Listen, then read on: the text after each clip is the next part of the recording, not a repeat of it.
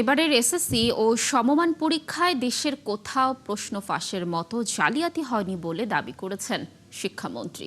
প্রথম দিনের পরীক্ষায় বিভিন্ন কেন্দ্র ঘুরে দেখে তিনি জানান, সারা দেশে নকলমুক্ত পরিবেশে সুষ্ঠুভাবে পরীক্ষা হচ্ছে। সাইবার অপরাধ ঠেকাতে মন্ত্রণালয়ের কঠোর নজরদারির কথাও জানান মন্ত্রী। বিস্তারিত জানাচ্ছেন জুলিয়া তানহা। জীবনের প্রথম পাবলিক পরীক্ষায় স্বাভাবিকভাবেই শিক্ষার্থীরা ছিল উৎকণ্ঠায়। তবে পরীক্ষা শেষে তাদের চোখে মুখে ছিল স্বস্তি আর উচ্ছ্বাস। কোনো পূর্ব ঘোষণা ছাড়াই হঠাৎ ঢাকা, সাভার ও মানিকগঞ্জের 5টি কেন্দ্র পরিদর্শনে যান শিক্ষামন্ত্রী আ.ন.ম এহসানুল হক মিলন। কেন্দ্রগুলো ঘুরে দেখেন তিনি।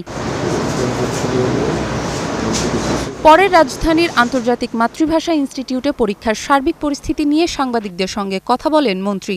জানান, প্রথম দিনের পরীক্ষা সুষ্ঠু ও শান্তিপূর্ণভাবেই সম্পন্ন হয়েছে।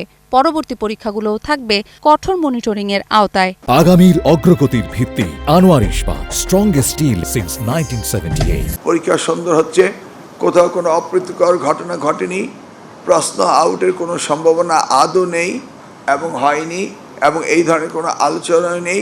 পরবর্তী পরীক্ষাগুলো আমি যতটা সম্ভব মনিটরিং করব এবং আমার টিম মনিটরিং করবে এবং আপনারাও করবেন।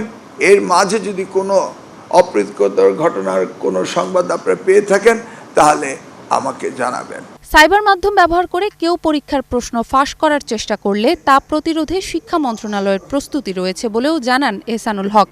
সাইবার ক্রাইম যেন আমার এই সেক্টরে না হয়, এটা আমার অনেক দিন ধরে পূর্ব প্রস্তুতি আমার ছিল, এবং সাইবার ক্রাইম স্পেশালিস্টদেরকে আমি যারা সংশ্লিষ্ট রয়েছে এই প্রশ্নপত্র এবং ম্যানেজমেন্টের সাথে, তাদের সকলের নাম্বার আমি সাইবার ক্রাইম অথরিটির কাছে দিয়ে রেখেছিলাম।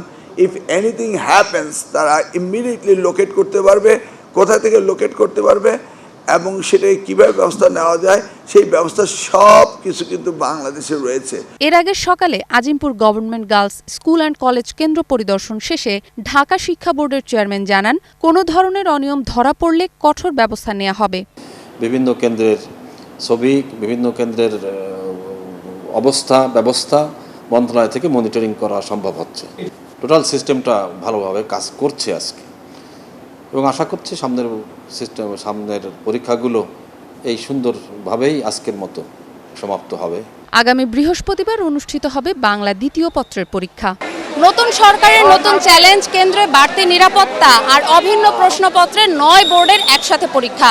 নানা সমীকরণে এসএসসি ও সমমান পরীক্ষার্থীদের মাঝে ছিল নানা ভয়, তেমনি কিছুটা চাপ ছিল বোর্ডেরও। তবে হল থেকে বেরিয়ে শিক্ষার্থীদের এমন উচ্ছ্বাসে বলে দেয় সব ভয় উবে গেছে কলমের খোঁচায়। জুলিয়া তানহা, 71, ঢাকা।